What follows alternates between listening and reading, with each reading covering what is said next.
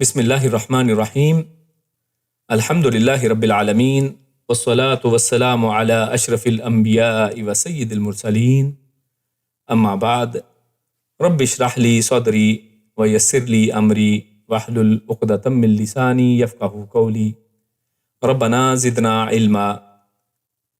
تو آج ہمارے اس درس میں سورۃ النساء کی آیت 128 سے 134 تک کا مطالعہ کیا جائے گا، اور ان آیات کے اندر جو موضوعات ہیں ان کا تعلق، جیسے ہم نے پچھلی دفعہ دیکھا تھا کہ اب موضوع جو ہے وہ دوبارہ پلٹ کر اس سورت کا جو اصل نام ہے سورۃ النساء، اس کے متعلقہ کچھ احکامات اور ہدایات اللہ رب العزت کی طرف سے وہ ڈسکس اب ہو رہی ہیں۔ تو ان میں ہمارے سامنے 4 بڑے موضوعات آ رہے ہیں۔ تو سب سے پہلا موضوع جو اللہ رب العزت نے ذکر کیا ہے وہ میاں بیوی کے رشتے کے حوالے سے، اور بڑا ہی اہم موضوع ہے، اور اس میں وہ رشتہ کہ جس میں بعض اوقات پیچیدگیاں پیدا ہو جاتی ہیں، اس کے باوجود اللہ رب العزت نے یہاں پر جو ریکمنڈیشن دی ہے، جو اللہ رب العزت نے جس چیز کو پسند کیا ہے وہ یہ ہے کہ اللہ رب العزت نے دونوں کے درمیان میں کچھ کمیوں و زیادتیوں کو بھلا کر احسان کا اللہ رب العزت نے درس دیا ہے۔ پھر اس کے بعد اللہ رب العزت نے اس چیز کا بھی تذکرہ کیا ہے کہ یقینی طور پر جو فطری میلان ہے، سم ٹائمز اگر ایک سے زیادہ بیویاں ہیں تو اس میں ضروری نہیں ہے کہ سبھی کے ساتھ ایک جیسا رویہ ہو، تو اس کی اللہ رب العزت نے بات کی ہے، اور لیکن ساتھ ہی ساتھ مساوات کا بھی درس دیا ہے کہ ایک دلی میلان تو مختلف بات ہے، لیکن جو عمومی ظاہری حقوق ہیں سب کے پورے کیے جائیں۔ اس کے بعد پھر اللہ رب العزت نے جو رشتہ ازدواج میں اگر سب کچھ کے باوجود اگر حالات اس طرح کے ہیں کہ اب اکٹھا نہ رہنا ہی بہتر ہے اور موافقت ہو نہیں سکتی ہے، تو اس صورت میں پھر اللہ رب العزت نے اس کی اجازت دیتے ہوئے اس کے احکامات ذکر کیے ہیں۔ اور آخر میں جو ہمارا موضوع ہے وہ بڑا ہی اہم ہے، اور اللہ رب العزت نے یہ چیز باور کروائی ہے کہ یہ جو تمام احکامات اللہ رب العزت قرآن کریم میں دے رہے ہیں، دیتے رہتے ہیں، مختلف جگہوں پر ہم پڑھ رہے ہیں، اور یہاں پر خصوصاً یہ جو احکامات ہمارے سامنے میاں بیوی کے رشتے، یہ معاشرتی جو رشتے ہیں، معاشرے کی جو بنیاد ہے، یعنی یہ مائکرو جو ہے وہ سوشیولوجی اصل میں یہیں سے ہے کہ یہ جو معاشرے کی بنیاد یہیں سے بنتی ہے، تو اس کے اندر جو اگر آپ اللہ رب العزت کی اطاعت کرتے ہیں تو اس میں اللہ کا کیا فائدہ ہے؟ اللہ رب العزت ہر چیز کا مالک ہے، اللہ رب العزت کی تو ہر چیز تسبیح بیان کرنے والی ہے، اللہ کیا کیا جاتا ہے، اس میں انسان ہی کا فائدہ ہے، تو اللہ رب العزت نے اس کا ذکر کیا ہے۔ تو موضوع کو آگے بڑھاتے ہیں۔ سب سے پہلا جو ہمارا موضوع ہے میاں بیوی کے رشتے میں احسان کا، جو اللہ رب العزت نے اس کی طرف توجہ دلائی ہے، اس کی ریکمنڈیشن دی ہے، کائنڈنس کو، احسان کو اللہ رب العزت نے کہا کہ اس کو انسان اس کی طرف سوچے، اس کے اوپر نظر دوڑائے، تو اس کو ہم پڑھتے ہیں۔ تو آیات ہمارے سامنے ہیں، سب سے پہلے اس کی تلاوت اور اس کا لفظ بلفظ جو ترجمہ ہم پیش کریں گے۔ اعوذ باللہ من الشیطان الرجیم، اور ان اگر امرأتن کوئی عورت، یہ نکرہ ہے تو نکرہ کے اندر وسعت ہے، یعنی کوئی بھی عورت، خافت یہ دیکھیے اردو میں بھی لفظ استعمال کرتے ہیں خوف کا، یعنی ڈرنے کا، تو خافت اگر وہ ڈرے، تو خافت میں یہ مؤنث کا معنی ہے، یعنی اگر کوئی عورت ڈرے، کیونکہ نسبت عورت کی طرف سے کی ہے خوف کی، تو اسی لیے اس کے ساتھ اس کو اٹیچ کیا گیا ہے۔ وَإِنِ امْرَأَةٌ خَافَتْ، اگر کوئی عورت ڈرے، مِن بَعْلِهَا نُشُوزًا أَوْ إِعْرَاضًا فَلَا جُنَاحَ عَلَيْهِمَا أَن يُصْلِحَا بَيْنَهُمَا صُلْحًا وَالصُّلْحُ خَيْرٌ وَأُحْضِرَتِ الْأَنفُسُ الشُّحَّ وَإِن تُحْسِنُوا وَتَتَّقُوا فَإِنَّ اللَّهَ كَانَ بِمَا تَعْمَلُونَ خَبِيرًا۔ تو اللہ فرماتا ہے کہ اور اگر کوئی عورت خافت ڈرے، کس چیز سے؟ من بعلها، اپنے خاوند سے، نشوزن، کسی طرح کی بھی زیادتی پر، یعنی اس کو ڈر ہو کہ مرد جو ہے وہ کسی وجہ سے، خاوند کسی وجہ سے زیادتی کرے گا، میرے حقوق ادا نہیں کرے گا، او اعراضن، یا بے رخی پر، اعراض کرنا یہ اردو میں ہم لفظ استعمال کرتے ہیں۔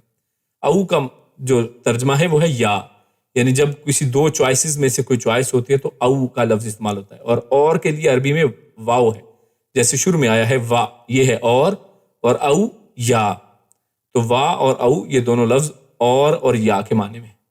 او ارادن، یعنی زیادتی پر اس کو کوئی خوف ہو، یا پھر اس کے مرد کے، شوہر کے بے رخی کا اس کو خوف ہو، اس کو ڈر ہو کہ وہ بے رخی برتے گا، فلا جناح، پس لہذا تو، لا نہیں، جناح کوئی بھی گناہ، علیہما، علی اوپر، ہما ان دونوں کے، تو ہما یہاں پر دونوں کے لیے ہے. علی علا کی وجہ سے یہ حرف جر علا جو ہے وہ اس کے ساتھ لگا ہے ہما کے ساتھ، اور علی جو ہے وہ ہما کے ساتھ جب لگا تو ہما کی بجائے ہما ہو گیا.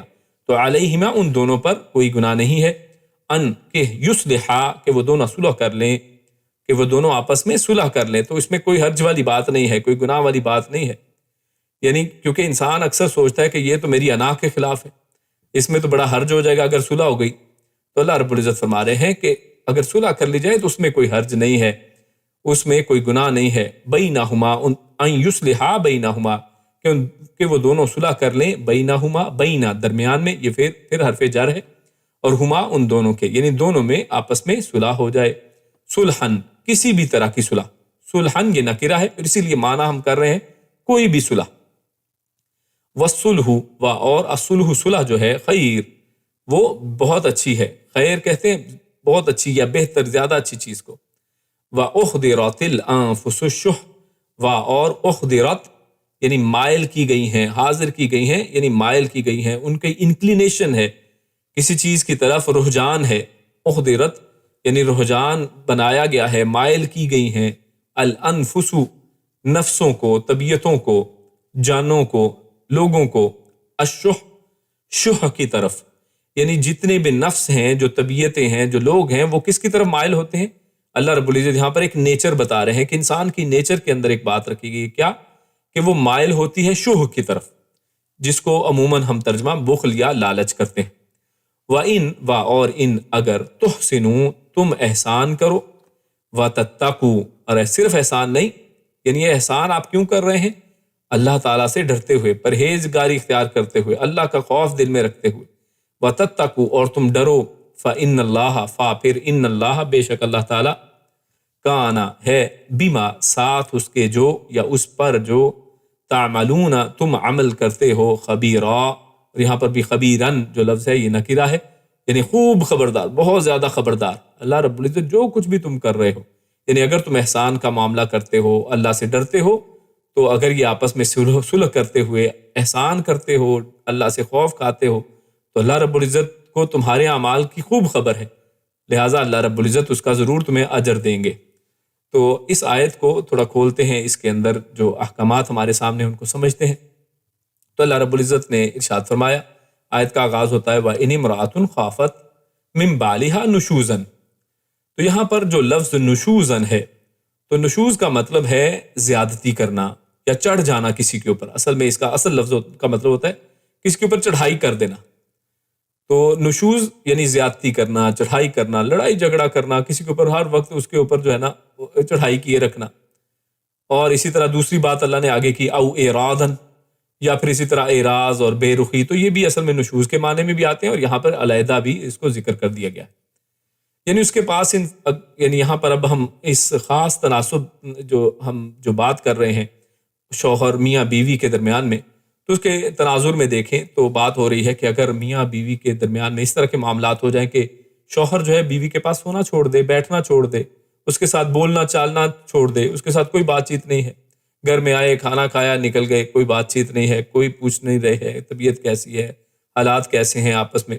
یعنی اگر وہ اس طرح کا رویہ اختیار کرے کہ جیسے کسی کو چھوڑ دیا جاتا ہے، یا پھر ظلم و زیادتی کرتا ہے، مارتا پیٹتا ہے، ٹھیک ہے، یا بہانے تراشتا رہتا ہے کہ مارا جائے، یا اس کے پاس اور بیوی ہے، یعنی یہ بھی ایک کنڈیشن ہو سکتی ہے کہ ایک سے زیادہ بیویاں ہیں، کسی دوسری کی طرف زیادہ اس کا رجحان ہے، اس کی طرف انکلینیشن ہے، اس کی وجہ سے اس کو ٹائم ہی نہیں دیتا ہے، اس کو منہ نہیں لگاتا ہے، اس کو زیادہ چاہتا ہے، تو اس لیے اس کی طرف توجہ کم ہے.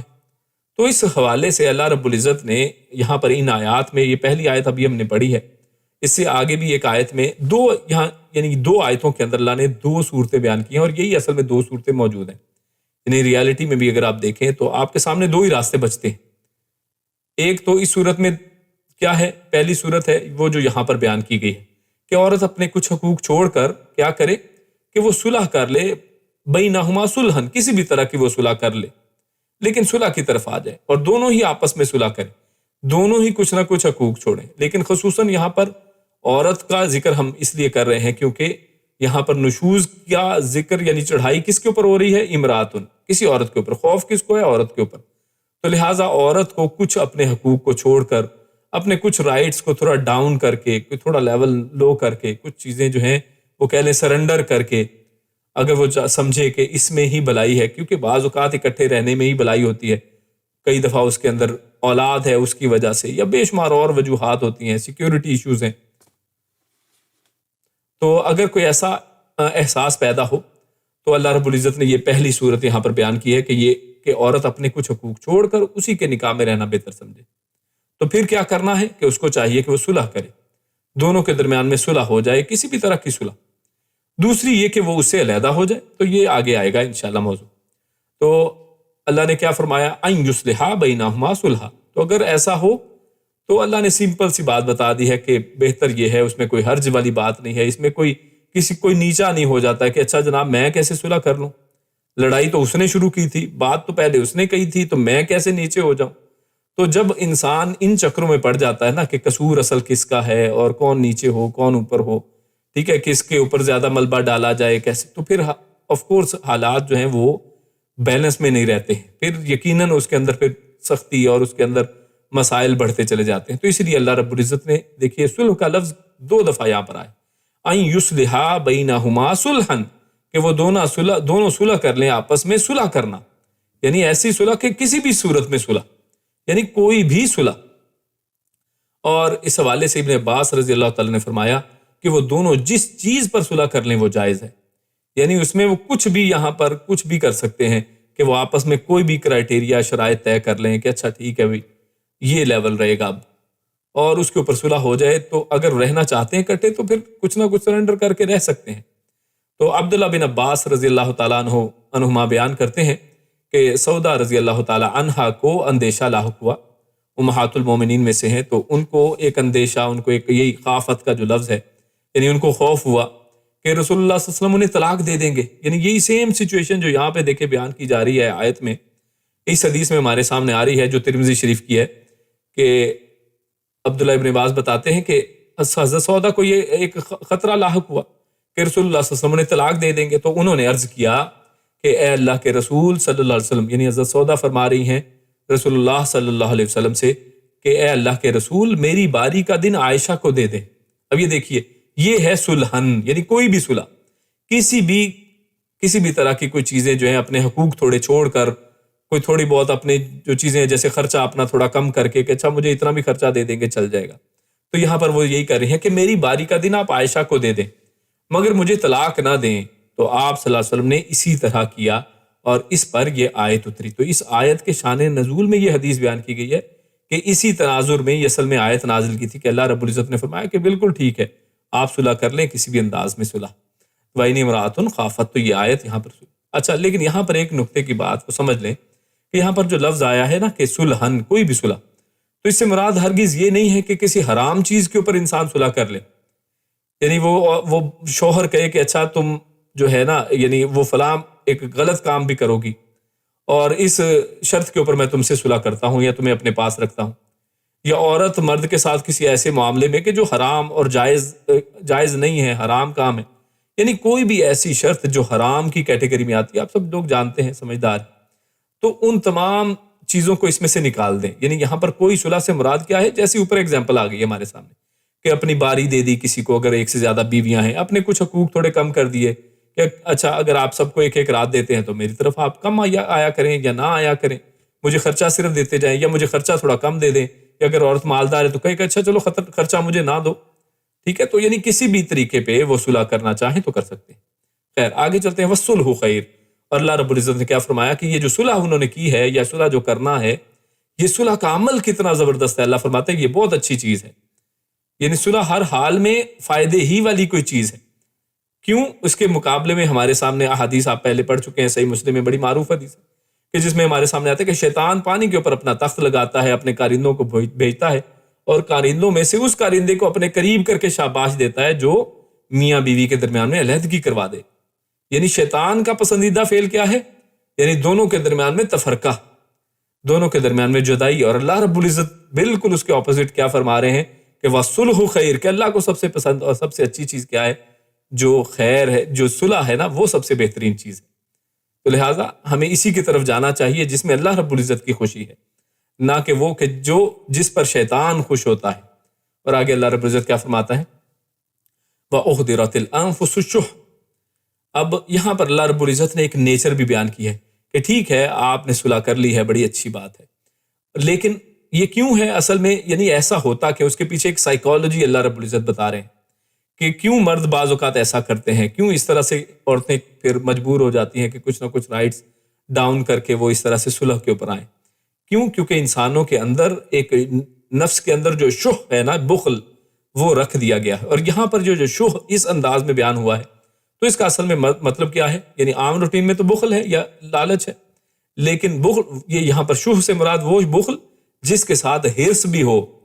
اور یہاں پر مرد کا شح کیا ہوگا کہ عورت سے وہ فائدہ تو اٹھائے مرد، مگر اس کے پورے حقوق ادا نہ کرے، اس سے فائدہ اٹھا رہا ہے، اس کے حقوق نہیں ادا کر رہا، تو یہ اصل میں مرد کا شح ہے۔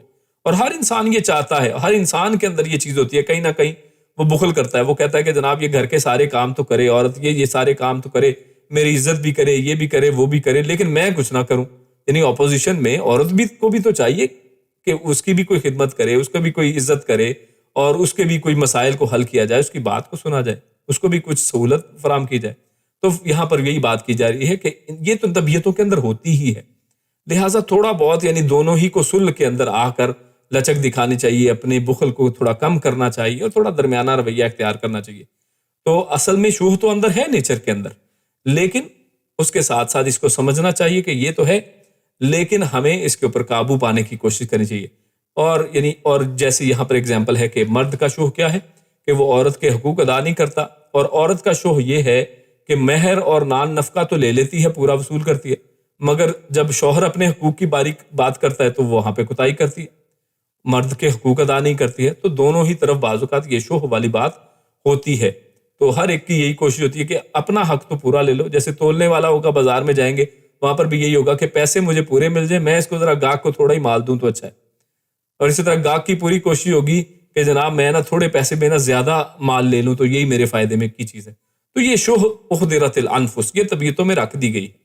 آگے اللہ فرماتا ہے وَإِن تُحْسِنُوا وَتَتَّقُوا، یعنی اس لالچ کے جذبے کے باوجود یہ شوہ حالانکہ تمہارے اندر ہے۔ آگے دیکھیے اللہ نے کتنا بہترین اس کو آگے پھر ملایا کہ طبیعتوں کے اندر شوہ تو ہے، یہ تو نیچر ہے، تو بندہ اب یہ نہ کہے اچھا یہ تو جی میری نیچر ہے تو میں کیا کروں، اللہ نے مجھے ایسے پیدا کیا، نہیں۔ آگے اللہ رب العزت نے یعنی یہی تو اصل میں جہاد کے معاملات ہیں کہ انسان اپنے نفس کے خلاف بھی جہاد کرے، کہ نفس کے اندر شوہ موجود ہے، لیکن اللہ کیا فرماتا ہے وَإِن تُحْسِنُوا، لیکن اس لالچ اور شوہ اور بخل کے باوجود اگر تم احسان کرو، اگر تم احسان والی طرف جاؤ، صلح والی سائڈ میں جاؤ، انا کو پیچھے چھوڑو، بخل کو، لالچ کو پیچھے چھوڑ کے اگر احسان والی سائڈ پہ جاتے ہو، دونوں ہی کے لیے یہاں پہ یہ حکم ہے۔ وَإِن تُحْسِنُوا، یہ جہاں جمع کا صیغہ کہ سب جو لوگ ہیں اگر ان کو چاہیے کہ وہ احسان کریں، اس لالچ کے جذبے کے باوجود اگر میاں بیوی ایک دوسرے سے احسان اور فیاضی کا سلوک کریں اور اللہ سے ڈرتے رہیں، وَتَتَّقُوا فَإِنَّ اللَّهَ كَانَ بِمَا تَعْمَلُونَ خَبِيرًا، تو اللہ کے ہاں اس کا اجر ضرور پائیں گے۔ کیوں؟ کیونکہ اللہ رب العزت کو معلوم ہے کہ انہوں نے اپنے اس شوہ کے باوجود طبیعتوں سے ہٹ کے اپنی طبیعت کے اوپر برڈن ڈال کے، بوجھ ڈال کے، نہ چاہتے ہوئے بھی انہوں نے آپس میں ایک دوسرے کے ساتھ احسان کیا ہے، تقوی اختیار کیا، اللہ سے ڈرے ہیں اور اس رشتے کو نبھانے کی کوشش کی ہے، تو اللہ رب العزت یقیناً اس سے خبردار ہے اور قیامت والے دن اس کا اجر ملنے والا ہے۔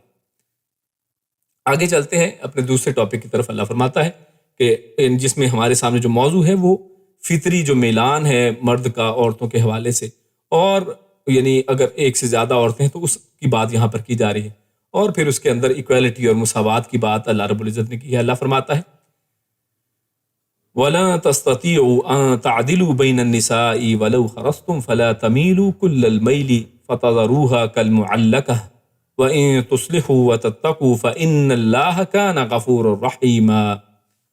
وَلَن اور لن ہرگز نہیں، تستطیعوا تم سب استطاعت رکھ سکو گے۔ استطاعت کا لفظ دیکھیے، تستطیعوا میں استطاعت نظر آ رہا ہے ہمیں، یعنی اردو کے بہت سے الفاظ عربی میں آپ کو اسی طرح سے مل جائیں گے۔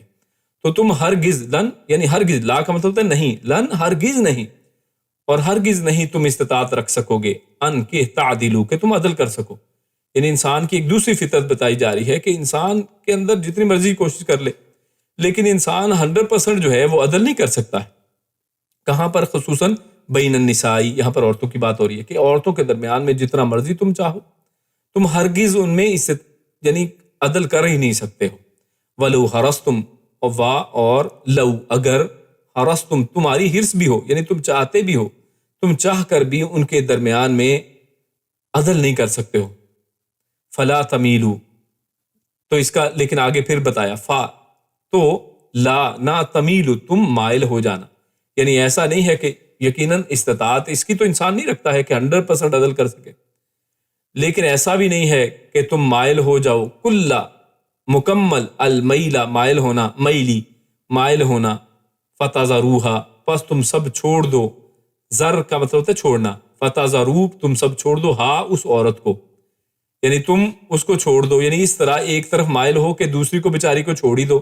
یہ اب ایک سے زیادہ بیویوں کے حوالے سے بات ہو رہی ہے کہ یہ تو ممکن نہیں ہے کہ تم ان میں ایک عدل کر سکو، انصاف 100% کرو، لیکن ایسا بھی نہیں ہونا چاہیے کہ ایک کی طرف اتنا مائل ہوئے کہ دوسری کو تم چھوڑ دو، فتذروہا تم اس کو چھوڑ دو، کا جیسے کہ یہ حرف جر ہے کا، المعلقہ، معلق آپ اردو میں لفظ استعمال کرتے ہیں لٹکا ہوا، جیسے لٹکائی گئی ہو، معلقہ یعنی فیمیل آ گیا تو فیمیل کا صیغہ ہے تو مؤنث صیغہ، کہ وہ جیسے لٹکائی گئی ہو، یعنی اس کو ایسے کر دیا کہ جیسے لٹکائی ہے، نہ بیچاری شادی شدہ ہے کہ نئی شادی کر لے کسی کے ساتھ، نہ ہی وہ جو ہے مطلب دونوں طرف نہیں ہے، درمیان میں بیچاری لٹک رہی ہے. وَإِن اور ان اگر تُصْلِحُوا تم سب اصلاح کر لو، وَتَتَّقُوا اور تم تقوی اختیار کرو. دیکھیے پچھلی آیت میں بھی اصلاح کی بات اور تقوی کی بات آئی تھی، اب پھر ایک دفعہ دوبارہ تقوی کا اور اصلاح کا درس دیا جا رہا ہے. فَإِنَّ اللَّهَ كَانَ غَفُورًا رَحِيمًا، اور اس کا ایک فائدہ بتایا جا رہا ہے کہ اگر تم اصلاح کرو، اگر تم تقوی اختیار کرو گے تو کس کا فائدہ ہے؟ فَإِنَّ اللَّهَ كَانَ غَفُورًا رَحِيمًا، تو اللہ تعالیٰ تمہارے گناہوں کو بخشنے والا ہے. پس انا بے شک اللہ کانا ہے غفوراً بخشنے والا، اور یہاں پر نکرہ ہے یعنی بہت بخشنے والا، رحیماً بہت مہربان. اللہ تو ہے ہی بخشنے والا مہربان، تو اگر تم یہ ایسا کام کرو گے اللہ تمہیں اس کے بدلے میں بخش دے گا، تمہارے اوپر مہربانی فرمائے گا. تو اللہ فرماتا ہے ان آیات کے اندر ہمارے سامنے جو بات آتی ہے اس کو سمجھتے ہیں. اللہ نے فرمایا وَلَن تَسْتَطِيعُوا أَن تَعْدِلُوا، تو جیسے ہم نے بات کی کہ یہ ایک سے زیادہ بیویوں کے حوالے سے یہاں پر اب بات چل رہی ہے، تو زیادہ بیویوں کے درمیان ہر لحاظ سے پوری مساوات برتنا، یہ تو ویسے ہی استطاعت انسان نہیں رکھتا.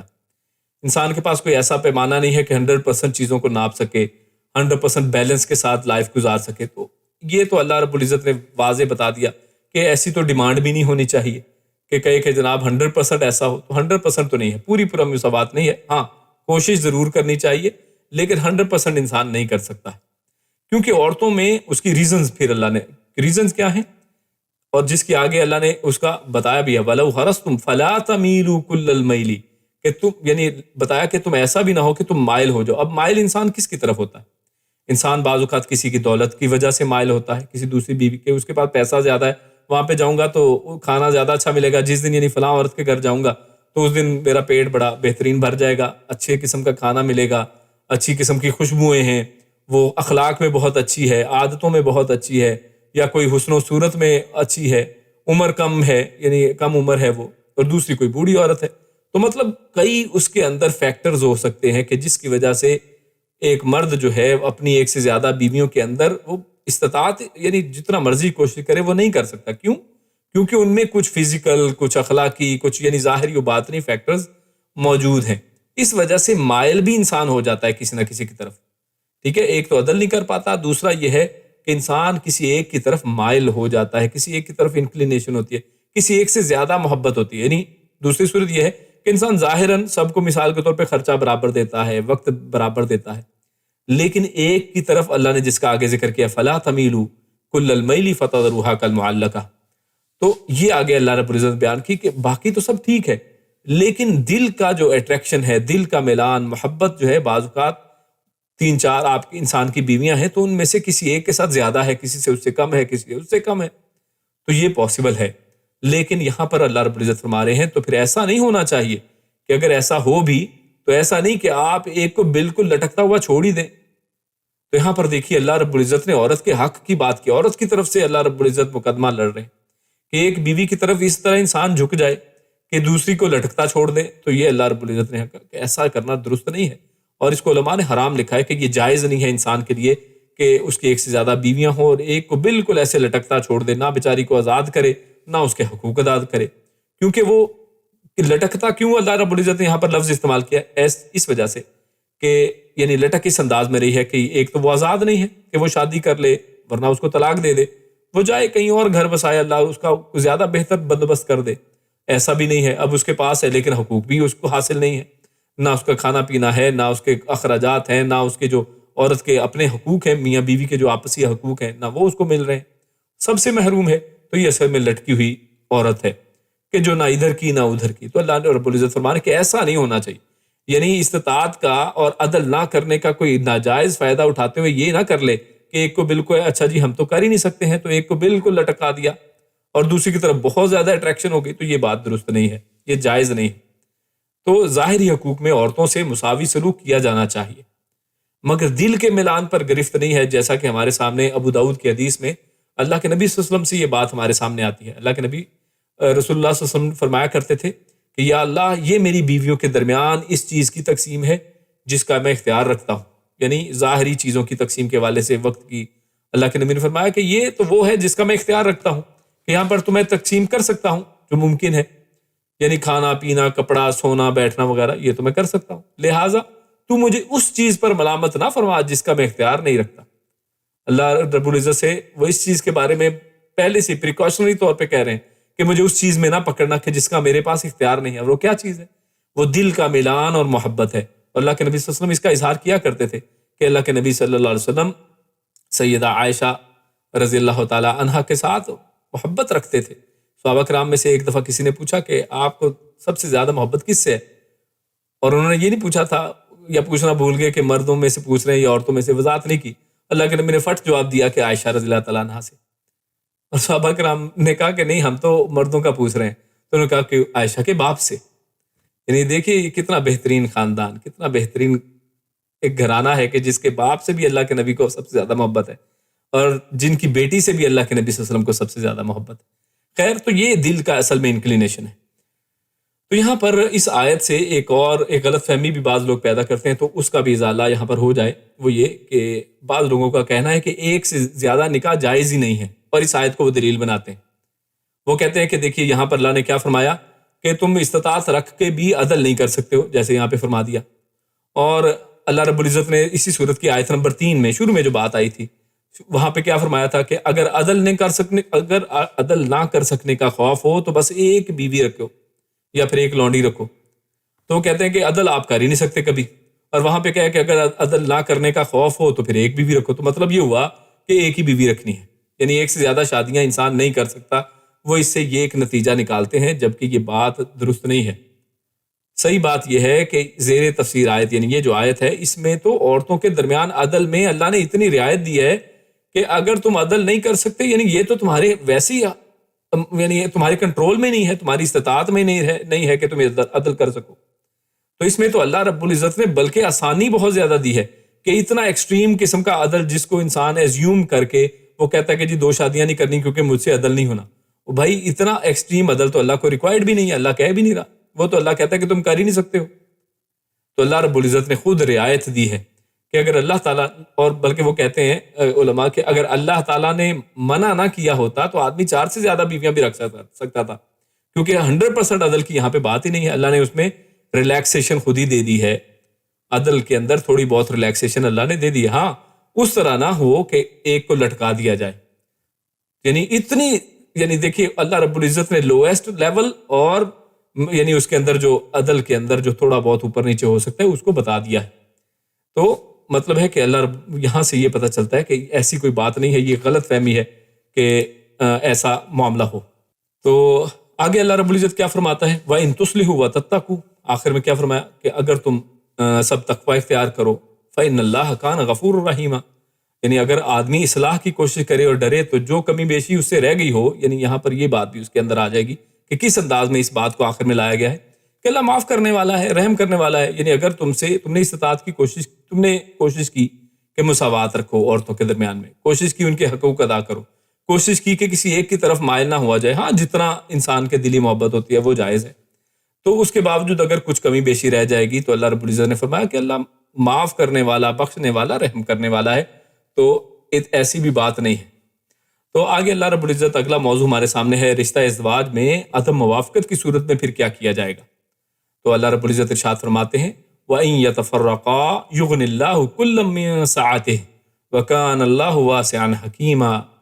اور ان اگر یتفرقا وہ دونوں تفرقہ ہو جائیں۔ ہم فرقہ پاکستان میں ہم اردو میں لفظ استعمال کرتے ہیں، فرقہ کس کو کہتے ہیں؟ یعنی مختلف جو ایک دوسرے سے جدا ہو جائیں، جو اصل سے ہٹ جائیں۔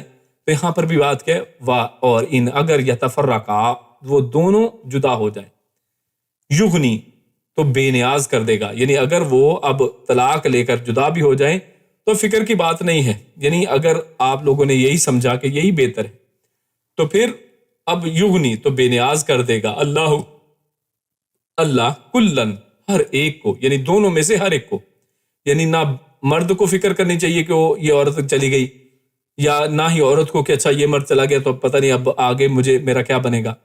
اللہ رب العزت فرما رہے ہیں کہ اللہ بے نیاز کر دے گا ہر ایک کو تم دونوں میں سے، من سعتی، من سے سعتی اپنی وسعت میں سے، سع یہ وسعت کا لفظ جو ہم اردو میں بولتے ہیں وہی لفظ ہے یہاں پر، اور ہی یعنی اس یعنی اپنی، یعنی اللہ رب العزت کی طرف ہاں کی ضمیر ہے کہ اللہ اپنی مہربانی اپنی وسعت میں سے، اللہ کے پاس وسیع خزانے ہیں، اس میں سے اللہ رب العزت دونوں کو بے نیاز کر دے گا، ایک دوسرے کی ضرورت نہیں پڑے گی۔ بے نیازی کا کیا مطلب ہوتا ہے کہ کسی کو کسی کی ضرورت نہ رہے، انسان یعنی سوچتا رہتا ہے کہ پتہ نہیں اس کے بغیر میرا گزارا ہوگا کہ نہیں، اور اس لیے بعض اوقات انتہا درجے کے حالات میں بھی اس کو نہیں چھوڑتا ہے۔ اللہ فرما رہے ہیں کہ نہیں، اگر آپ نے دیکھ لیا سوچ لیا کہ اب بہتری اسی میں ہے، یعنی پہلے تو یہی ریکمینڈ کیا ہے کہ صلح کریں، لیکن اگر ایکسٹریم حالات ہو جاتے ہیں تو ایسی صورت میں پھر جدا ہونا پڑے تو پھر اللہ کے اوپر امید رکھنی چاہیے۔ وَكَانَ اللَّهُ وَاسِعًا حَكِيمًا، اور کانا ہے اللہ واسعاً وسعت والا، حکیماً بہت زیادہ حکمت والا۔ تو اللہ رب العزت یہاں پر ارشاد فرماتے ہیں وَإِن يَتَفَرَّقَا۔ اب یہ اصل میں یہ دوسری صورت ہے جو شروع میں ہم نے بات کی تھی کہ دو صورتیں ہیں اگر عورت مرد میں کچھ پرابلمز آ جائیں۔ ایک تو یہ ہے کہ اکٹھا رہنے کی کوشش کریں، کچھ نہ کچھ اس میں حقوق کو کم زیادہ کریں، کمی بیشی کر کے تو آپس میں صلح کر لیں، اور دوسری صورت یہ ہے کہ اگر صلح ممکن ہی نہ ہو، کوئی صورت باقی ہی نہ رہے، تو پھر اس میں کیا ہے، اچھے طریقے سے علیحدہ ہو جائیں۔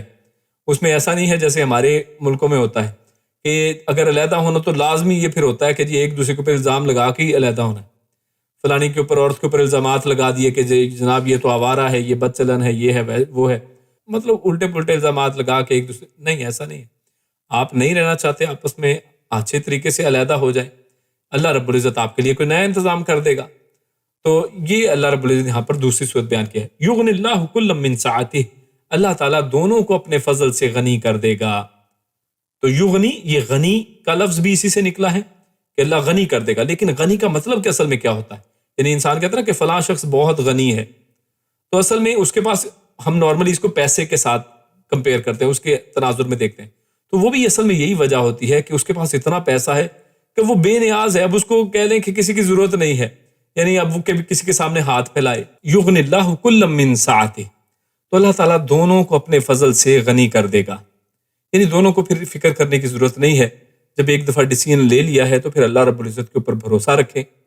مرد کو اللہ رب العزت دوسری بیوی دے دے گا، اس کو دوسری بیوی مل جائے گی، اور جو اسے پسند ہو، یعنی ہو سکتا ہے پہلی پسند نہیں تھی، کسی وجہ سے ایسے شادی ہوئی، تو اب اس کو ایسی بیوی مل جائے گی جس کو وہ پسند کرتا ہے، اس کو وقت دیتا ہے، اس کے حقوق ادا کرتا ہے، اور عورت کو دوسرا شوہر مل جائے گا جو اس سے محبت کرنے والا ہو اور اس کی ضرورتوں کا خیال رکھنے والا ہو۔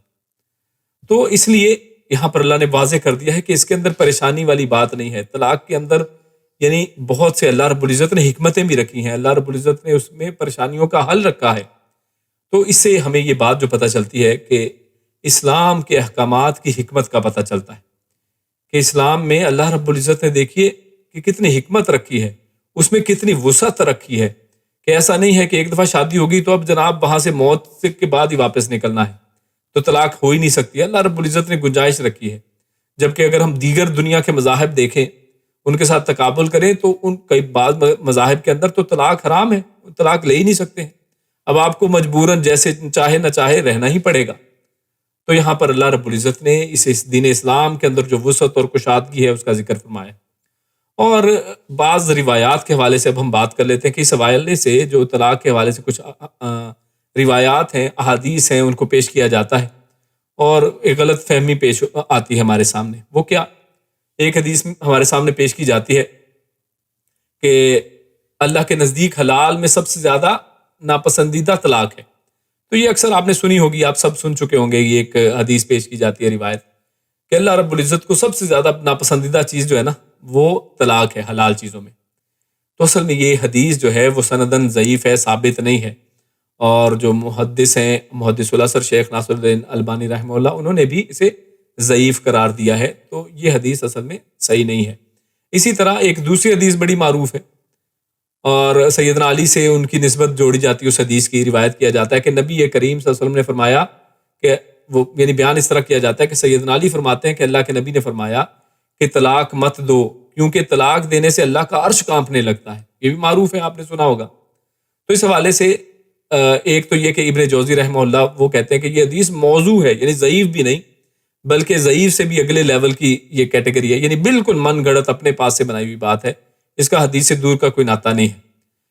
لیکن ایک اہم بات سمجھ لیں، اس کا مطلب یہ ہرگز نہیں ہے کہ یہ دو حدیثیں ہم نے جہاں پہ پیش کی ہیں اس کا مطلب یہ ہو کہ طلاق بڑی پسندیدہ چیز ہو گئی ہے کوئی، یا پھر یہاں پہ عرش ہلنے کی بات نہیں ہے تو اس کا مطلب یہ ہے کہ طلاق جو مرضی جب مرضی دیتا پھرے۔ تو اس کا یہ مطلب بھی نہیں لینا چاہیے کہ طلاق کوئی پسندیدہ بات نہیں ہے۔ یقیناً اللہ رب العزت نے جو پہلی آپشن دی ہے وہ صلح دی ہے کہ انسان صلح کر لے، کہ انسان اس معاشرے کو آگے لے کر چلے۔ اس گھر، یہ جو گھر ہے میاں بیوی، یہی انہی سے اللہ رب العزت نے پورے معاشرے کو بنایا۔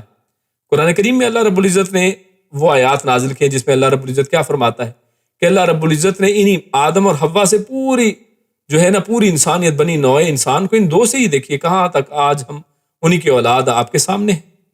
تو انہی میں سے بے شمار انبیاء ہیں، بے شمار اولیاء ہیں، نیک لوگ ہیں، صالح لوگ ہیں انہی کے اندر سے۔ تو یہ معاشرت اسی سے بنتی ہے۔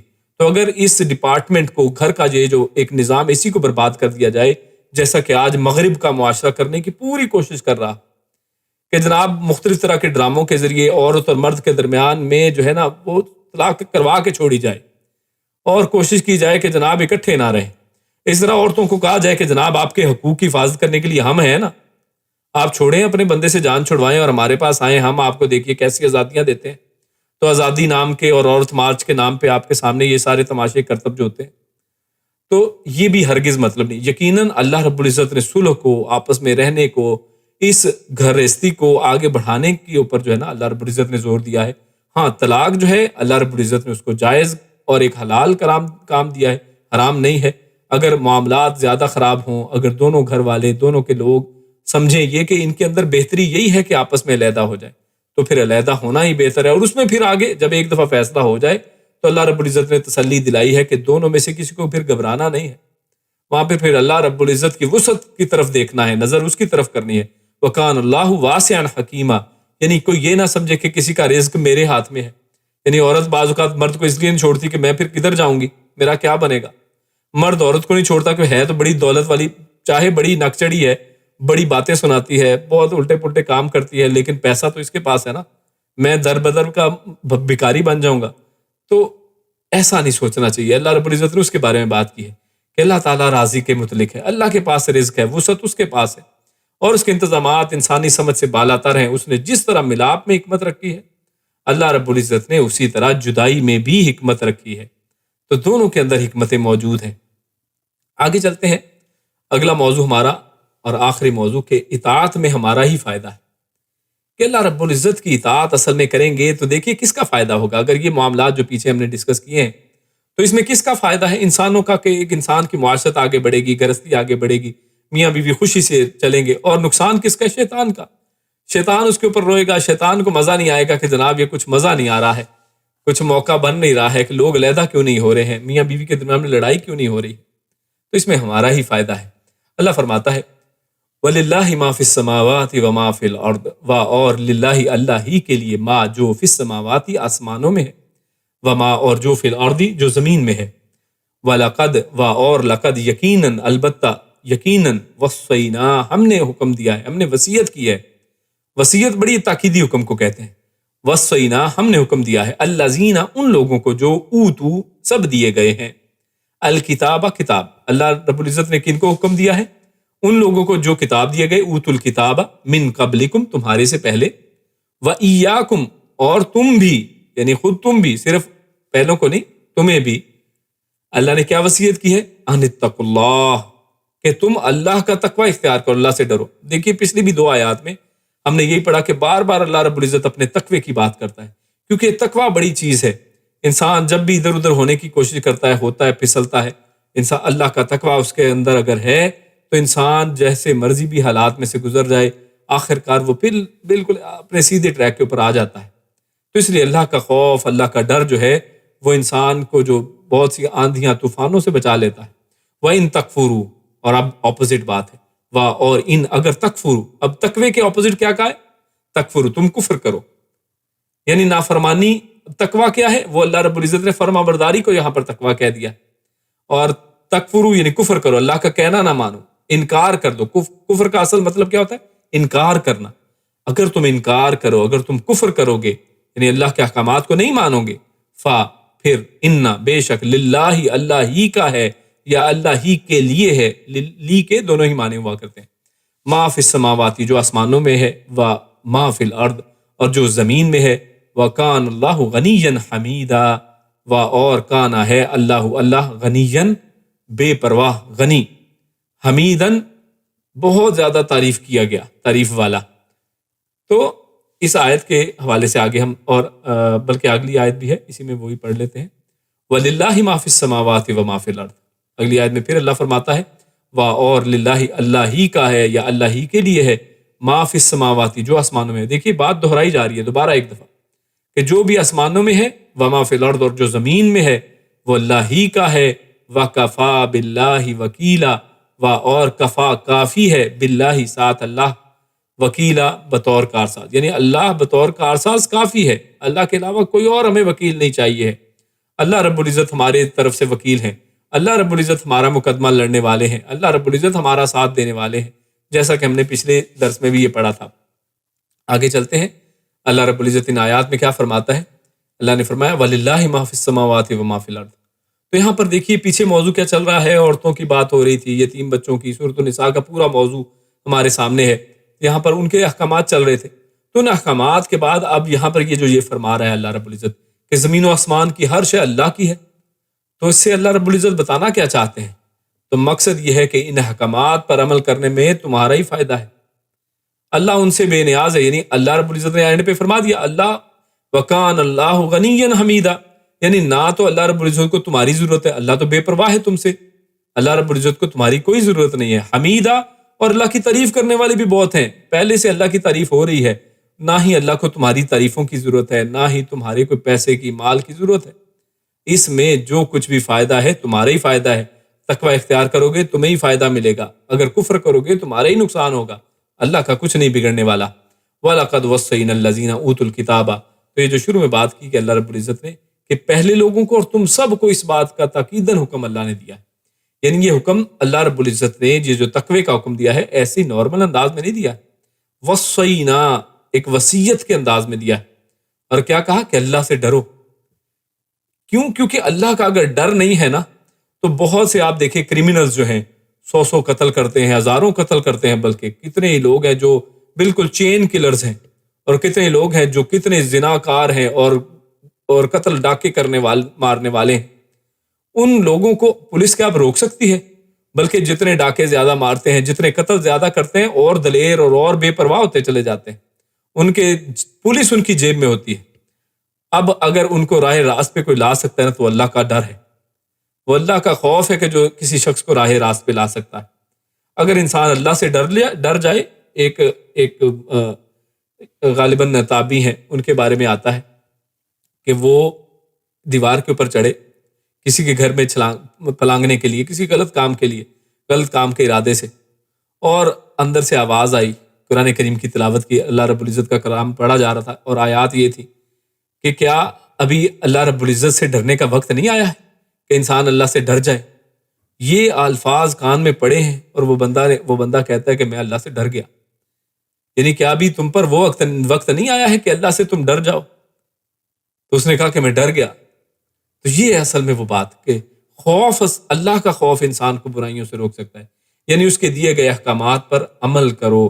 اور جب انسان اللہ سے ڈرے گا کہ اللہ مجھے پکڑ سکتا ہے، قیامت والے دن اس کی پوچھ ہونی ہے، قیامت والے دن اللہ کے سامنے کھڑے ہونا ہے۔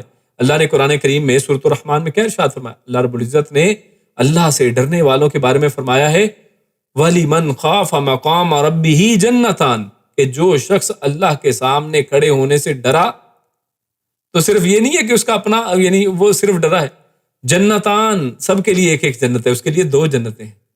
کتنی بڑی خوشخبری اللہ نے فرمائی کہ جو اللہ کے سامنے کھڑے ہونے سے ڈر، کہ قیامت والے دن کھڑا ہونے پڑے گا اللہ کے سامنے۔ اور یہاں پر پھر وہ لوگ اپنی حالت دیکھیں کہ جن کو اللہ کو خوف ہی نہیں ہے، جن کو فکر ہی نہیں ہے کہ اللہ کے سامنے کھڑا ہونا یہ کون سی کوئی بڑی بات ہے۔ ہمارے بچانے والے بہت پیر بابے بہت بزرگ ہیں، ہمیں قیامت والے دن بچا لیں گے، کوئی ضرورت نہیں ہے نمازیں پڑھنے کی، کوئی ضرورت نہیں ہے حج کرنے کی، کوئی ضرورت نہیں ہے یہ کام، یہ فلاں جگہ پہ نظر نیاز دے آئیں، فلاں جگہ پہ چادر چڑھائیں، بچا لیں گے ہمیں۔ لیکن جو اللہ سے ڈرتا ہے، اللہ سے ڈر کر وہ کوئی کام چھوڑتا ہے، اللہ سے ڈر کر کوئی کام کرتا ہے، تو اصل میں اس کا بہت بڑا مقام و مرتبہ ہے۔ اسی لیے اللہ رب العزت نے اس کو وصیت کے انداز میں ارشاد فرمایا۔ اور ابن عاشور رحمہ اللہ وہ فرماتے ہیں کہ قرآن مجید میں اللہ کے اسماء کے بعد سب سے زیادہ اسی کا ذکر ہے، یعنی اللہ کے اسماء کے بعد جو سب سے زیادہ ذکر ہے اللہ نے اپنے تقوی کا ذکر کیا ہے۔ اور آگے اللہ فرماتا ہے وَإِن تَكْفُرُوا، یہاں اس کی بے پرواہی کا بیان ہے کہ اگر تم کفر کرو گے تو اللہ کیا کیا جاتا ہے، اگر تم کفر کرو گے فَإِنَّا لِلَّهِ مَا فِي السَّمَاوَاتِ وَمَا فِي الْأَرْضِ، تو جو کچھ آسمانوں زمین میں اسی کے ٹکڑوں پہ تم پل رہے ہو، اللہ ہی کا ہے سب کچھ۔ کفر تم کر کے جاؤ گے کدھر؟ تم جس زمین کے اوپر پاؤں رکھے ہوئے، جو تمہاری اپنا جسم ہے، یہ بھی اللہ کا دیا ہوا ہے۔ زمین و آسمان میں ہر چیز جب اللہ کی ہے تو کفر کس چیز کا کر رہے ہو؟ انسان کس منہ سے کفر کرتا ہے؟ تو اگر تم منکر بنو گے، اگر تم یہ سارے کام کرو گے تو اللہ تم سے بے پرواہ ہے، اللہ کو تمہاری کوئی ضرورت نہیں۔ وَقَانَ اللَّهُ غَنِيًّا حَمِيدًا، اللہ تم سے بالکل بے پرواہ ہے، اس کی تعریفیں کرنے والے بڑے۔ وَكَفَى بِاللَّهِ وَكِيلًا، اور یہاں پر آگے پھر اللہ رب العزت نے اگلی آیت میں وہی پہلے موضوع دہرایا وَلِلَّهِ مَا فِي السَّمَاوَاتِ وَمَا فِي الْأَرْضِ، اللہ ہی کا ہے جو آسمان و زمین میں۔ وَكَفَى بِاللَّهِ وَكِيلًا، کام بھی اس نے آنا ہے۔ اس لیے کفر کرنے کی یعنی نہ کرنے کی اب لاجک بیان کر رہے ہیں اللہ رب العزت کہ کفر تمہیں نہیں کرنا چاہیے۔ کیوں؟ کیونکہ اس کے علاوہ تمہارا کوئی کارساز بھی نہیں ہے۔ ایک تو اسی کے ٹکڑوں پہ پلتے ہو، اور دوسرا قیامت والے دن جب پھنسو گے تو کوئی نکال نہیں سکے گا۔ اور اس ایون دنیا کے اندر جب انسان پھنس جاتا ہے، حتیٰ کہ کیا ہوا، عدی بن حاتم نہیں بلکہ جو اکرمہ ہے غالباً، مطلب یا کسی ایک صحابی کا ایک واقعہ، میں کنفیوز کر رہا ہوں اس وقت، تو ان کے والے سے واقعہ معروف ہے کہ وہ جب کشتی میں جاتے ہیں تو وہ اس علاقے کو چھوڑ کر جانا چاہتے ہیں، دین اسلام سے بھاگ کر جانا چاہتے ہیں۔ دیکھتے ہیں کہ جناب ہمارے بتوں کو برا بلا کہا جاتا ہے، یا ہمارے بتوں کو یعنی عبادت نہیں کی جاتی ہے، برا بلا تو نہیں کہتے تھے کوئی، خیر ان کی عبادت نہیں کی جاتی ہے۔ تو خیر وہاں پہ جاتے ہیں تو کشتی میں دیکھتے ہیں بھنور آیا، اب ایک بھگوان کو پھینک رہے ہیں یا اس کے نام پہ دعائیں مانگ رہے ہیں، کسی سے کچھ نہیں جب بن رہا، آخر میں اللہ رب العزت کو پکارتے ہیں۔ یعنی یہ مشرکین مکہ جو ہیں وہ بھی آخر کار کس کو پکار رہے تھے؟ اللہ رب العزت کو، اور کشتی بھنور سے باہر نکل آتی ہے۔ آج کیا کہتے ہیں کہ کشتی کو پار کون لگا دے؟ غوث پاک، اللہ کو نہیں۔ اور وہ دیکھتے ہیں کہ کشتی کو پار لگانے والا کون ہے؟ اللہ کی ذات۔ اور آخر میں یہ کفار مکہ بھی اللہ ہی کو پکارتے ہیں، تو انہوں نے کہا کہ پھر یہ فراڈ کیا تھا پھر جو پہلے کر رہے تھے؟ تو وہاں سے واپس لوٹتے ہیں اور اسلام کو قبول کرتے ہیں کہ اسلام ہی اصل میں وہ ڈیسٹینیشن ہے، اسلام ہی اصل میں وہ ہے، اور اللہ ہی وہ کارساز ہے کہ جو سب کچھ کرنے والا، کرنی بھرنی والا اللہ کے علاوہ کوئی نہیں ہے۔ تو لہٰذا یہ چیزیں یہ واضح بڑے زبردست طریقے سے ہمارے سامنے یہاں پہ واضح ہوتی ہیں۔ اس کے بعد اللہ فرماتا ہے ان یشاء یذہبکم، ان اگر یشاء وہ چاہے، یذہبکم تو وہ لے جائے تمہیں، یذہب ذہبہ کہتے جانے کو، یذہبکم وہ تم سب کو لے جائے، ایھا الناس، لے جائے سے مراد یعنی تمہیں بالکل ختم کر دے، تم سب کو یہاں سے لے جائے، تم یہاں پہ رہو ہی نہ، دنیا کے اندر تمہارا نام و نشان نہ باقی بچے۔ ایھا الناس، اے لوگو۔ اب دیکھیے آج یہ ہم نے ٹاپک پڑھا ہے یا وہاں پہ ایھا، ٹھیک ہے، اور مرد کے لیے مذکر کے لیے ایھا کا لفظ استعمال ہوتا ہے، اور یا یہاں پر محذوف ہے، یا نہیں لکھا۔ بعض اوقات ایسے بھی ہوتا ہے، قرآن کا یہ ایک انداز ہے کہ بعض اوقات یا نہیں لکھا جاتا، ایھا صرف لکھ دیا، یا نہیں لکھا ہے، اور یہ ایھا میں یا سمجھے شامل ہے۔ تو ایھا اے الناس لوگو، ویأتی و اور یاتی لے آئے، وہ لے آئے بآخرین، آخر کہتے دوسرے کو، کسی دوسرے کو لے آئے، یعنی تم سب کو اگر اللہ چاہے تو لے جائے، اور اے لوگو تمہاری جگہ پہ کسی اور کو لے آئے۔ وَكَانَ اللَّهُ عَلَى ذَلِكَ قَدِيرًا، اور کانا ہے اللہ عَلَى ذَلِكَ، اس کام کے اوپر، اس ایسا کرنے کے اوپر اللہ قادر ہے، قدیرہ، قدیرہ وسعت ہے اس کے اندر، قدیرہ نکیرہ ہے، ہر طرح قدرت رکھتا ہے کہ جیسے مرضی وہ لے آئے. یعنی جیسے مرضی سے مراد یعنی تم لوگوں کو بالکل یہاں سے ختم کر دے، صفا اصلی سے تمہارا نام نشان نہ بچے، کوئی ایک انسان بھی نہ بچے. اللہ کوئی نئی مخلوق لے آئے، اللہ کی مرضی، اللہ چاہے جیسا مرضی کرے. اللہ کو کوئی پوچھنے والا نہیں، کوئی روکنے والا نہیں. اللہ کی قدرت سے کچھ باہر نہیں. اس لیے پیچھے جو بات بار بار 2 دفعہ اللہ نے کہا کہ جو کچھ ہے زمین و آسمان میں اللہ ہی کا ہے، اللہ ہی کے لیے ہے اور اللہ ہی کا ہے، اور اس کے اوپر اللہ ہی کی حکومت ہے. اللہ رب العزت چاہے جب مرضی اپنے حکم سے سب کو ختم کر دے. اگر تم اس کا کہنا نہیں مانو گے، اگر کفر کرو گے، تقوی اختیار نہیں کرو گے، اللہ کی اطاعت نہیں کرو گے، تمہارا نقصان ہے. اگر اطاعت کرو گے تمہارا فائدہ ہے. نقصان کیا ہے؟ اللہ تمہیں بھیج دے گا کہیں، اللہ تمہیں ختم کر دے گا اے لوگ، اور تمہاری جگہ نئے لوگ. یا پھر دوسرا مطلب یہ ہے کہ اللہ رب العزت تم لوگ مر جاؤ گے. تم کون ہے آج؟ دیکھیے فرعون دنیا میں ہے نہیں ہے. آپ فرعون، قارون، حامان، کسی کو بھی دنیا میں دیکھنے جو بڑے بڑے لوگ بنتے تھے آج دنیا میں موجود نہیں ہیں. وہ جا چکے اور ان کی جگہ دین کے اوپر دین کا علم بلند کرنے والے، اسلام کے ماننے والے وہ آ چکے. اللہ رب اس دنیا کے اندر اللہ رب العزت نے صحابہ کرام کا دور بھی دکھایا ہے، اللہ کے نبی کا دور دکھایا ہے، اور امت مسلمہ کی حکومت اللہ رب العزت نے دکھائی. یعنی اللہ چاہے تو کسی کو لے جائے اور اس کی جگہ دوسرے لوگوں کو لے آئے. تو یہ اللہ کا قانون ہے. من کانا یریدو، من جو کانا ہو، یریدو وہ چاہتا، جس کا ارادہ ہو. کیا ارادہ؟ ثواب الدنیا، کہ دنیا کا بدلہ اس کو ملے. یعنی جو دنیا چاہتا ہے فعند اللہ، تو اللہ کے پاس ہے. یعنی اللہ رب العزت دیکھیے بڑی کمال آیت ہے یہ. واہ، اللہ رب العزت نے بڑی کمال آیت یہاں پہ. اللہ رب العزت کہتے ہیں کہ بندہ کیا چاہتا ہے. یعنی ایک بندہ مثال کے طور پہ کسی دکان پہ جاتا ہے، کہتا ہے کہ جی نا مجھے یہ نوکیا 3310 دے دو. آپ کو پتا ہے پرانا ایک فون ہے اور اس کوئی ویلیو آج کل نہیں ہے. اور اللہ رب العزت کہ یہ لو بھی آئی فون تمہیں مل رہا ہے، مطلب 3-4 لاکھ روپے کا فون ہے. تو کیا بندے کی حالت ہوگی؟ اللہ رب العزت دیکھیے کیا کہ من کانا یرید ثواب الدنیا، جو بندہ دنیا کا بدلہ چاہے. دنیا کیا محدود ہے، چھوٹی سی چیز ہے، کچھ بھی نہیں ہے دنیا، آخرت کے مقابلے میں مکھی کا پر ہے. اللہ کرے من کانا یرید ثواب الدنیا، جو دنیا کا بدلہ چاہتا ہے فعند اللہ، تو اللہ کے پاس ہے ثواب الدنیا والآخرہ. اللہ کے پاس دنیا نہیں، ساتھ آخرت بھی ہے. اللہ کے پاس دنیا اور آخرت دونوں کے بدلے موجود ہیں. اللہ آخرت میں بھی بدلے دے گا، صرف دنیا میں نہیں ملے گا. اگر اچھے کام کرو گے دنیا میں بدلہ، آخرت میں تو ایسا. دنیا کا اندر تو ایک لمیٹڈ لائف ہے، 60 سال جی لیں گے، 100 سال جی لیں گے. اور آخرت جس کی کوئی انتہا نہیں ہے، وہ ایسی زندگی ہے جو ابدی زندگی ہے. وَكَانَ اللَّهُ سَمِيعًا بَصِيرًا، اور کانا ہے اللہ سمیعاً سننے والا، بہت زیادہ سننے والا، بصیراً بہت زیادہ دیکھنے والا. اللہ کی سماعت، اللہ ہر چیز سن رہا ہے. آپ ایک دفعہ سبحان اللہ کہتے ہیں، الحمدللہ کہتے ہیں، اللہ اکبر کہتے ہیں، اللہ کے حکم کے اوپر تعمیل کرتے ہیں، اللہ اس کو دیکھتا ہے. آپ سجدہ کرتے ہیں، اللہ اس کو دیکھنے والا ہے، اللہ سننے والا. اللہ رب وکان اللہ سمیع بصیرا، یعنی اللہ رب العزت کا یہ دعویٰ کوئی جھوٹا دعویٰ نہیں ہے. اللہ رب العزت دیکھ رہا ہے، اللہ رب العزت سن رہا ہے، اللہ سننے اور دیکھنے والا ہے. اس لیے اللہ کے دعووں کو اس طرح غیر حقیقی دنیا کے دوسرے دعووں جیسا نہیں دیکھنا چاہیے. یقیناً آپ صرف اگر دنیا چاہتے ہیں، اللہ کے پاس دنیا اور آخرت ہے. تو اللہ کیا فرماتا ہے؟ ان یشاء یذہبکم ایھا الناس ویأتی بآخرین. تو پہلے حصے میں اللہ رب العزت نے ایک سختی کا انداز اور اپنی اتھارٹی بتائی ہے کہ اگر تم تقوی اختیار نہ کرو تو مت بھولو کہ وہ اس بات پر بھی قادر ہے کہ تم سب کو فنا کر دے اور تمہاری جگہ اور لوگوں کو یہاں بسا دے. اور اس کا اظہار اللہ رب العزت نے سورہ محمد آیت نمبر 38 میں بھی اللہ فرماتا ہے وَإِن تَتَوَلَّوْا يَسْتَبْدِلْ قَوْمًا غَيْرَكُمْ ثُمَّ لَا يَكُونُوا أَمْثَالَكُمْ.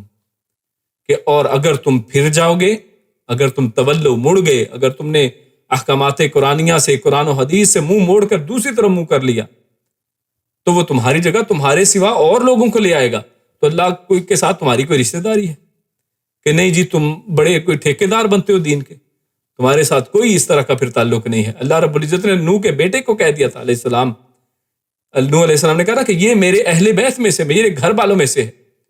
اللہ نے فرمایا کہ یہ تمہارے گھر والوں میں سے نہیں ہے، حالانکہ تھا سگا بیٹا تھا. فرمایا کہ نہیں ہے، تمہارے سگے وہ ہیں کہ جو کشتی کے اندر تمہارے ساتھ ایمان والے بہن بھائی ہیں، وہ تمہارے سگے ہیں، یہ نہیں ہے. یعنی رشتہ داریوں کی بنیاد وہ دین اور تقوی. تو اللہ رب العزت واضح فرما رہا ہے اور اگر تم پھر جاؤ گے تو تمہاری جگہ تمہارے سوا اور لوگوں کو لے آئے گا، پھر وہ تمہاری طرح نہیں ہوں گے. پھر یہ بھی فرما دیا کہ پھر وہ تمہاری طرح نہیں ہوں گے جیسے تم لوگ ہو. کہ اتنا کہا بھی جائے فَلْيَعْبُدُوا رَبَّ هَٰذَا الْبَيْتِ، کہ اس رب کہ اس گھر کے رب کی عبادت کرو کہ جو تمہیں رحلۃ الشتاء والصیف، جس نے تمہیں ٹھنڈک اور گرمی اور سردی کے جو سفر ہیں ان کے اندر تمہیں یعنی آسانیاں مہیا کی ہیں۔ تو اللہ رب العزت آپ کو احسان جتلا جتلا کر باتیں کرتا کہ یہ اس نے تمہارے اوپر یہ احسانات کیے ہیں، اس کی عبادت کرو، پھر بھی نہیں کرتے۔ اللہ کو پھر تمہاری کوئی ضرورت نہیں ہے۔ آگے فرمایا من کان یرید ثواب الدنیا، یعنی جس شخص کا مطلوب و مقصود صرف دنیا ہی ہے، اسے یاد رکھنا چاہیے کہ اللہ کے پاس دنیا اور آخرت دونوں کا ثواب موجود ہے۔ یعنی آپ اگر صرف دنیا کے لیے کریں گے، اللہ آپ کو دنیا دے دے گا۔ آپ دیکھیے بل گیٹس نے دنیا کے لیے کام کیا، مل گئی۔ ایلن مسک دنیا کے لیے کام مل گیا۔ یہاں پہ ہمارے کتنے بہن بھائی ہیں، کوئی کسی ملک میں جانا چاہتا ہے، کوئی کسی دنیا کمانا چاہتے ہیں، دنیا کے اندر جائیں گے، دنیا ان کو مل جائے گی۔ انسان کے لیے وہی کچھ ہے جس کے لیے وہ کوشش کرتا ہے، دنیا اس کو مل جائے گی۔ لیکن اگر وہ آخرت کی کوشش کرتا، اگر اس دنیا کے ساتھ اس کا مطمع نظر، اس کا ٹارگٹ آخرت بھی ہوتی کہ ٹھیک ہے دنیا بھی مجھے چاہیے، یعنی ایسا نہیں ہے کہ انسان کہ دنیا مجھے نہیں چاہیے صرف آخرت چاہیے، نہیں۔ اللہ کے نبی صلی اللہ علیہ وسلم نے، اور بلکہ قرآن کریم میں اللہ نے یہ دعا ہمیں سکھائی، اور اللہ کے نبی صلی اللہ علیہ وسلم اس دعا کو کیا کرتے تھے۔ اور جو شخص عمرہ کرتا ہے تو وہ رکن یمانی سے حجر اسود تک یہی دعا اللہ کے نبی کی سنت کے مطابق پڑھتا ہے، کیا؟ ربنا آتنا فی الدنیا حسنہ وفی الآخرۃ حسنہ وقنا عذاب النار، کہ صرف دنیا نہیں مانگی، اے رب آتنا فی الدنیا حسنہ، کہ ہم اس دنیا میں بھی ہمیں تم حسنہ دے، وفی الآخرۃ حسنہ، اور قیامت میں بھی، آخرت میں بھی ہمیں حسنہ دے، اور ہمیں عذاب قبر عذاب یعنی آگ کے عذاب سے بھی بچا لے۔ تو یہ اصل میں مانگنے کا طریقہ، اور اللہ رب العزت بتا رہے ہیں کہ تم اس دنیا کو صرف نہ دیکھو، اس کی ظاہری چمک دمک یہ کچھ بھی نہیں ہے، اور اصل جو ہے وہ تو آخرت کی دنیا ہے۔ تو اللہ رب العزت نے قرآن مجید میں ایک جگہ پہ کہا کہ آخرت جو کیا ہے وہ کیا ہے؟ لہو الحیوان، وہی اصل میں زندگی ہے، یعنی اصل زندگی ہے ہی وہ۔ یہ دنیا کی زندگی اس کے سامنے میں زندگی نہیں ہے، اصل دنیا کی زندگی تو اس کے سامنے اگر کمپیئر کریں تو کچھ بھی نہیں۔ تو لہٰذا اللہ رب العزت سے دونوں ہی چیزیں طلب کرنی چاہیے، دنیا اور آخرت دونوں ہی کے۔ اور اگر آپ آخرت کی طرف توجہ کریں گے دنیا آپ کو مل جائے گی، دنیا کہتے ہیں نا جھک مار کے آپ کے پاؤں میں گرے گی۔ آخرت کے اوپر آپ کا ٹارگٹ ہو، دنیا کے اندر چلیں، حلال طریقے سے کمانے کی کوشش کریں، رائٹ طریقے کو استعمال کریں، رانگ سے ہٹ جائیں جتنی کوشش کریں۔ اور ایک حدیث میں یہ الفاظ اس طرح کے بھی آتے ہیں کہ جو شخص جس کا ہم اور غم یہ ہو جاتا ہے صرف دنیا، تو اللہ رب العزت اس کے اعمال، اس کے معاملات کو بکھیر دیتے ہیں، یعنی وہی کام جو اسے بڑی آسانی سے مل جانا تھا، کیونکہ اس کا ہم اور غم صرف صبح اٹھا پہلی فکر ہی ہے کہ جلدی جلدی جی آفس جانا ہے، نماز کوئی فکر نہیں ہے، اس کا غم کیا ہے کہ لیٹ نہ ہو جاؤں دفتر میں، دنیا اس کی فکر، تو اس کو پھر وہ جو پیسہ ملنا تھا اس کی تقدیر میں تھا، لیکن بکھر جاتے ہیں اعمال، پھر وہ بیچارہ ڈھونڈتا پھرتا ہے، مشقتیں کرتا ہے، محنتیں کرتا ہے، اتنا ہی پیسہ کماتا ہے۔ دوسری طرف کیا ہے، ایک بندہ اس کی فکر غم کیا ہے؟ آخرت، اللہ اس کی فکر ہے کہ اللہ رب العزت کے دین کی اس کو فکر ہے، اور دنیا کے اندر تو وہ ظاہر ہے زندہ ہے ہی، رہ ہی رہا ہے وہ، لیکن فکر آخرت کی کرتا ہے، فجر کی نماز اٹھ کے پڑھتا ہے، تو اس کی کیفیت ہی بالکل دوسری ہے۔ اب کیا ہے، اللہ رب العزت حدیث میں آتے الفاظ ہیں کہ اللہ رب العزت اس کے کیا ہے اعمال کو، اس کے معاملات کو ایسے جوڑ دیتے ہیں، یعنی جیسے بکھری ہوئی چیز کو جوڑ کے ایک جگہ پہ کر دیا گیا، یعنی وہ جو بڑی مشکل سے حاصل ہونی تھی چیز، فوراً بندہ گھر سے نکلا، فون آ گیا، جناب مجھے اتنا مال چاہیے، مجھے مال دے دیں۔ وہ بندہ سوچتا ہے میں نے تو ابھی دکان بھی نہیں کھولی، اللہ نے اتنا بہترین رزق مجھے دے دیا، ابھی تو دکان بھی نہیں کھلی، باہر لائنیں لگی ہوئی ہیں دکان کے باہر۔ یہ ہے اللہ رب العزت کے پاس۔ تو لہٰذا اگر آخرت کی طلب کریں گے دنیا بھی ملے گی، آخرت بھی ملے گی۔ صرف دنیا چاہیے تو دنیا لے کے پھر فنا ہو جائیں گے، کوئی معاملہ نہیں ہے۔ وَكَانَ اللَّهُ سَمِيعًا بَصِيرًا، اللہ کے احکامات پر عمل کرو گے تو دنیا بھی تمہاری، آخرت بھی۔ صرف دنیا کی طلب تو خسارہ ہی خسارہ ہے۔ رہا یہ کہ تمہارا عمل دنیا کے لیے ہے یا آخرت کے لیے، تو اسے اللہ تعالیٰ خوب سنتا ہے، دیکھتا ہے۔ اللہ رب العزت نیتوں کو، اس کے اندر جو ان ڈیپتھ جو چیزیں ہیں اس کو بھی اللہ رب العزت جانتا ہے۔ تو آخر میں صرف اس درس میں ہم نے جو پڑھا ہے اس کو ایک دفعہ موٹی موٹی اس کی نظر مار لیتے ہیں، ہمارے سامنے جو اہم نکات آتے ہیں، اور ہمیں جن چیزوں کے اوپر خود فوکس کرنا ہے وہ کیا ہے۔ نمبر 1 ہم نے چیز دیکھی کہ میاں بیوی کے رشتے میں احسان جو ہے وہی بہتر چیز ہے، یعنی بعض حقوق معاف کر کے اکٹھے رہنے میں فیملی اور معاشرے کی فلاح ہے، اسی میں بہتری ہے۔ دلی میں اعلان پر کسی کا زور نہیں ہوتا، یعنی محبت اس کے اندر ہو سکتا ہے کمی بیشی ہو، کسی ایک کے ساتھ زیادہ محبت ہے، کسی دوسرے کے ساتھ کم ہے، لیکن ظاہری معاملات میں انسان کو مساوات کرنی چاہیے۔ یہ میاں بیوی کے اندر بھی چیز ہے اور یہ اولاد کے اندر بھی ہمیں ایسا ہی کرنا چاہیے۔ محبت ٹھیک ہے، ایک بچہ زیادہ پیارا لگتا ہے، کوئی مشکل نہیں ہے، لیکن جب ان کے ساتھ جو تقسیم کی جائے تو برابر میں کی جائے۔ اور اسی طرح تیسرا پوائنٹ آتا ہے کہ اگر کسی صورت نہ بن پڑے، یعنی اگر صلح نہیں ہوتی ہے، میاں بیوی کے تعلقات نہیں بن رہے ہیں، پوری کوشش کر بیٹھے ہیں، اب ایک ایسا لیول آ گیا ہے، تو پھر اچھے طریقے سے الگ ہونا ہی بہتر ہے۔ اللہ پہلے حالات سے بہتر حالات پر قادر ہے، یعنی پھر ڈرنا نہیں چاہیے کہ اچھا پتہ نہیں کیا بنے گا۔ اللہ کے اوپر امید اور ایمان اس کے اوپر رکھیں۔ تقویٰ اور اطاعت میں ہمارا ہی فائدہ ہے۔ یہ ہم نے ایک موضوع پڑھا ہے کہ آسمان و زمین کی تمام مخلوق اس کی تسبیح بیان کر رہی ہے۔ اب یہاں پہ ایک بڑا اہم پوائنٹ ہے، وہ میں نے یہاں پہ لکھا بھی ہے، وہ بڑی اہم ہے۔ وہ مفسرین نے کسی نے لکھا ہے، وہ کہتے ہیں کہ کتنی افسوس کی بات ہے کہ انسان نہ جس سواری پہ بیٹھا ہے، یعنی ایک افسوس کی بات اس وقت ہو کہ جب سواری جس پہ بیٹھا ہے وہ تو تسبیح بیان کر رہی ہو اللہ کی، وہ تو اللہ سے ڈرتی ہے، کیونکہ ہر چیز اللہ کی تسبیح بیان کرتی ہے۔ اللہ نے قرآن میں فرمایا ہر چیز اللہ کی تسبیح بیان کرتی ہے۔ ان کا اپنا اپنا انداز ہے تسبیح بیان کرنے کا، کہ وہ تو تسبیح بیان کر رہی ہے، لیکن اس کے اوپر جو بندہ بیٹھا ہے نا، جو اس کا مالک بنا بیٹھا ہے اس سواری کا، وہ اللہ سے نہیں ڈرتا، وہ اللہ کی اطاعت نہیں کرتا، وہ اس کی تسبیح بیان نہیں کرتا، اس کی سواری کرتی ہے اس سے زیادہ۔ تو کتنے افسوس کی بات ہے کہ انسان اس شرف سے محروم رہ گیا ہے کہ جو شرف اس کی سواری کو حاصل ہے۔ تو یہ بڑی اہم بات ہے کہ انسان کو چاہیے کہ اللہ رب العزت بے نیاز ہے، اللہ کو ہماری پرواہ نہیں ہے، ہمیں اللہ کو خوش کرنا ہے، ہمیں اللہ کے ساتھ اپنا تعلق بنا کے رکھنا ہے۔ اور آخری بات کہ کوئی اللہ کا سگا نہیں ہے، کسی کے اللہ کے ساتھ کوئی رشتہ داری نہیں ہے۔ لم یلد ولم یولد، اس کا نہ کوئی بیٹا ہے نہ وہ کسی کا بیٹا ہے۔ ولم یکن لہ کفوا احد، کوئی اس کے برابر کا بھی نہیں ہے کہ کوئی ٹکر کا ہو کہ اچھا جناب اللہ دا پھڑیا چھڑائے محمد دا پھڑیا چھڑا کوئی نہیں سکتا، ایسی بھی کوئی بات نہیں ہے، کوئی اس کے ہمسر نہیں ہے۔